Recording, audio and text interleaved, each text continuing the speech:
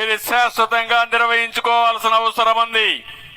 ప్రతి సంవత్సరం డిసెంబర్ 7వ తారీఖు అంటే ఇదే రోజున ఈ సమావేశం పెద్ద ఎత్తున జరుగుతుంది. నేను కూడా అటెండ్ అవుతాను, అందరూ అటెండ్ అవుతారని చెప్పి కూడా నేను మీకు తెలియజేస్తున్నా.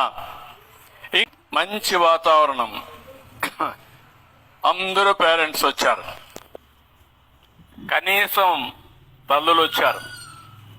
తల్లి తండ్రి కూర్చొని పిల్లల గురించి ఆలోచించుకుంటూ టీచర్తో మా అబ్బాయి ఎట్టున్నాడు, విద్యాశాఖని కన్సర్న్ మంత్రిని కూడా మీ అందరి తరపున అభినందిస్తున్న వండర్ఫుల్ ఐడియా. ఇది ఒక మంచి చరిత్రను తిరగరాసే ఐడియా.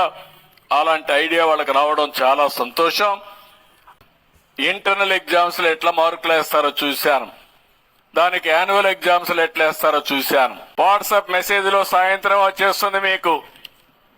ఇంకా మీకు ఎవరికి అనుమానం అవసరం లేదు. మా పిల్లాడు స్కూల్ పోయాడా లేదా కనుక్కోవాల్సిన పని లేదు. పరీక్షల్లో కూడా రాసిన తర్వాత ఆ ఎగ్జామ్స్ రిజల్ట్స్ కూడా మీకు పంపించేస్తాం, మళ్ళా వాట్సాప్ మెసేజ్ లో పంపించేస్తాం. చదువు విషయం ఇప్పుడే టీచర్ని అడిగాను, సార్ ఏంటా మీకు బాగుంటుందా అని అడిగాను. సార్ దీనివల్ల మాకు చాలా వెసులుబాటు వస్తుంది. ఇంత మునుపు పిల్లలు మా మాట వినేవాళ్ళు కాదు, కానీ ఇప్పుడు తల్లి తండ్రి వచ్చారు కాబట్టి మేము చెప్తే మా మాటకు కూడా పిల్లలు గౌరవిస్తారని టీచర్లు చెప్పే పరిస్థితికి వచ్చారంటే మీకు తెలియకుండా పెను మార్పులకు దారి తీస్తా ఉంది. అంటే ఒక బాధ్యత.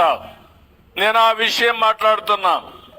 బాధ్యత మన కోసరం, మన భవిష్యత్తు కోసరం. టీచర్స్ ఉన్నారు, నాకు టీచర్స్ అంటే ఒక గౌరవం. నేను ఈ కార్యక్రమాలు ఇప్పుడు చేయలేదు.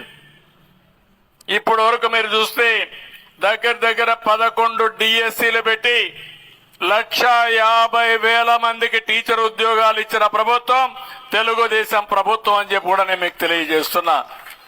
ప్రతి సంవత్సరం పెట్టేవాళ్ళం. డిఎస్ అనేది కంపల్సరీగా పెట్టేవాళ్ళం. ఎంతమంది రిటైర్ అయితే ఆ పోస్టులన్నీ కూడా రిక్రూట్ చేసేవాళ్ళం. భవిష్యత్తులో కూడా హామీ ఇస్తున్నా. ఈ సంవత్సరం ఎడ్యుకేషన్ మినిస్టర్ గారు రేపు జూన్ కంతా మళ్ళా స్కూల్స్ ప్రారంభించే లోపల టీచర్ని మొత్తం రిక్రూట్ చేయడమే కాకుండా ట్రైనింగ్ ఇచ్చి మొదటి రోజున వాళ్ళు స్కూల్కి వచ్చే పరిస్థితి తీసుకురావాల్సిన అవసరం ఉంది. ప్రారంభించిన మొదటి రోజునే కొత్త టీచర్లందరూ కూడా పొజిషన్ చేసే బాధ్యత తీసుకోవాలి. ఆ తర్వాత నెక్స్ట్ ఇయర్ నుంచి ఎక్కడికక్కడ ప్రతి సంవత్సరం డిఎస్సి ఉంటుంది. వాళ్ళకు కూడా ఒక పర్టికులర్ టైం ఇస్తాం. అవన్నీ ఇచ్చి మళ్ళీ కొత్తగా సంవత్సరం క్యాలెండర్ స్కూల్స్ ప్రారంభించే ముందే వాళ్ళందరినీ కూడా పొజిషన్ చేస్తాం.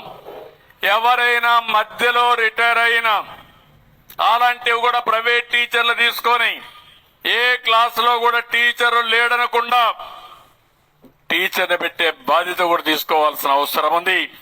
అది కూడా తీసుకుంటారని చెప్పి కూడా నేను మీకు తెలియజేస్తున్నా. నేను ఉమ్మడి రాష్ట్రంలో మీరు చూస్తే ఎన్నో సంస్కరణలు తీసుకొచ్చాం. ప్రతి కిలోమీటర్కి ఒక ఎలిమెంటరీ స్కూల్ పెట్టాం.